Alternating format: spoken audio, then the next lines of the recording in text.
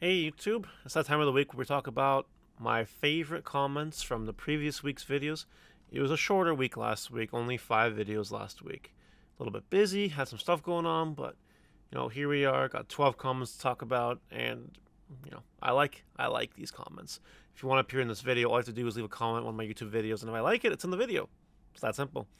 And without further ado, don't forget to like, comment, subscribe, and we'll go right into it. From Brock, is Nationals going to be EX3 BT11?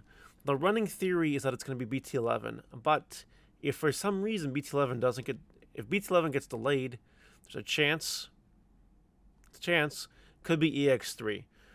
I know that I'll be aggressively testing BT12 and EX3, both just in case I do go to Nationals, and just in case it is one or the other.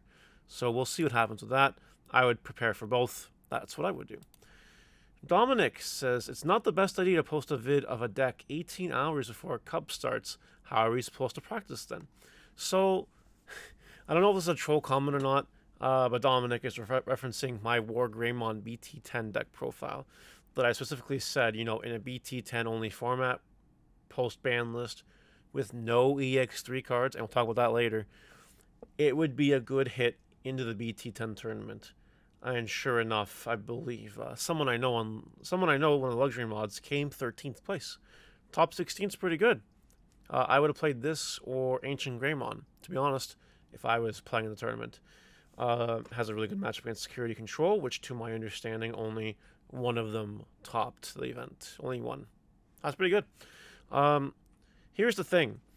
Yes, you don't have much time to playtest. However, like a brainless monkey baboon, like a primeval ape, can play this deck without any practice.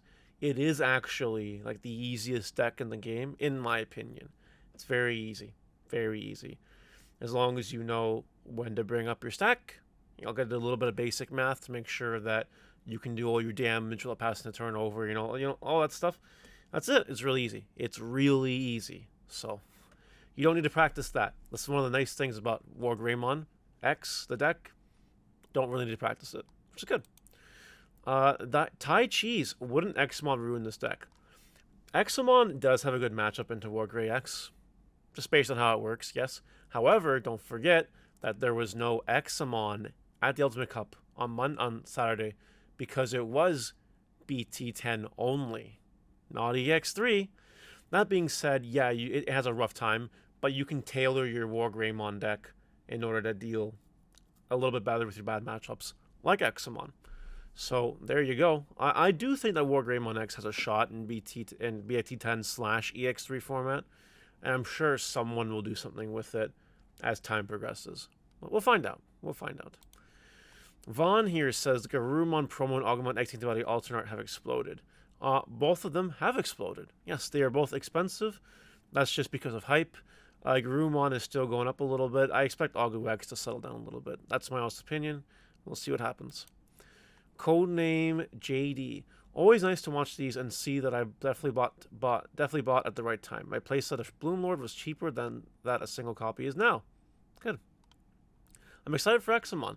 I love that whole line. But yeah, after watching the prices and seeing the alt art stick the same price is wild. What do you think the low on the regular version is likely to be?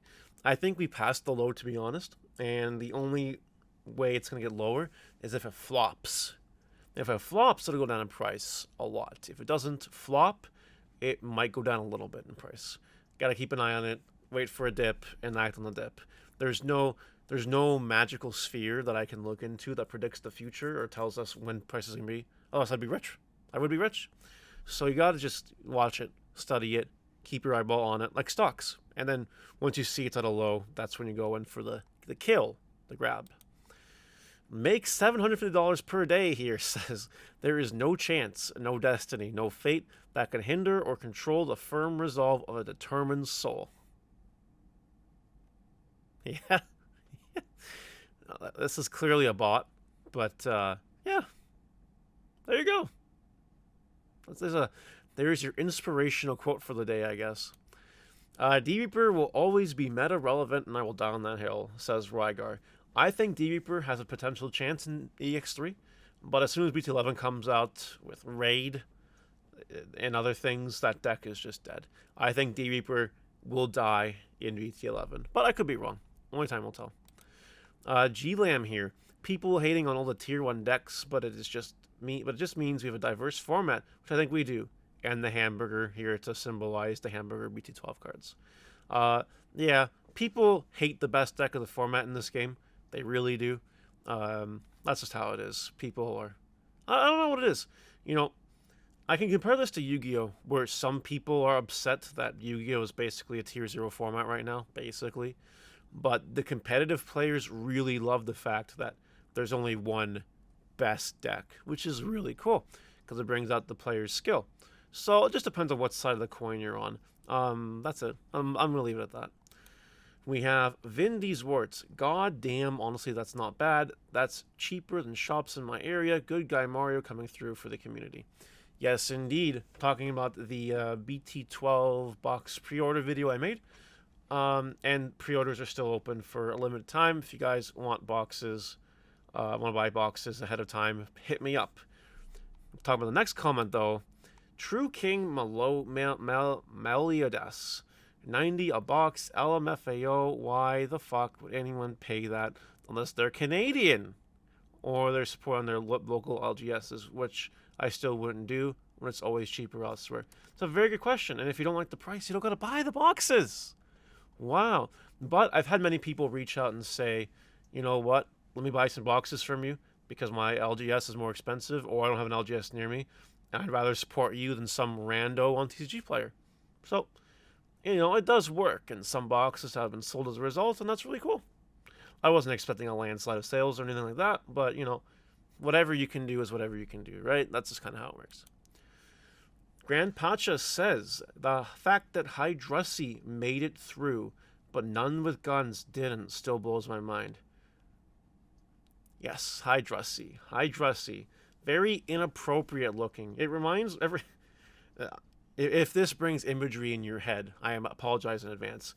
But has anyone ever watched that movie called Teeth? If you've watched Teeth, let me know in the comments. That's what I think about when I think of alt-art Hydrussy. Yeah, it's weird, but it's not a gun. It's not violent. You know what I mean? That's what it's all about. And the final comment of the day here goes to Theo J. Imagine paying 40 for the Hydrussy. And Tony Chuang replies, I got 3. Anything for the Hydrussy. I feel bad for Tony Trung because now Hydrussys are like 25, 26, 27 bucks US as opposed to 40. Could have been patient, could have waited. They would have shipped at the same time. Oh well.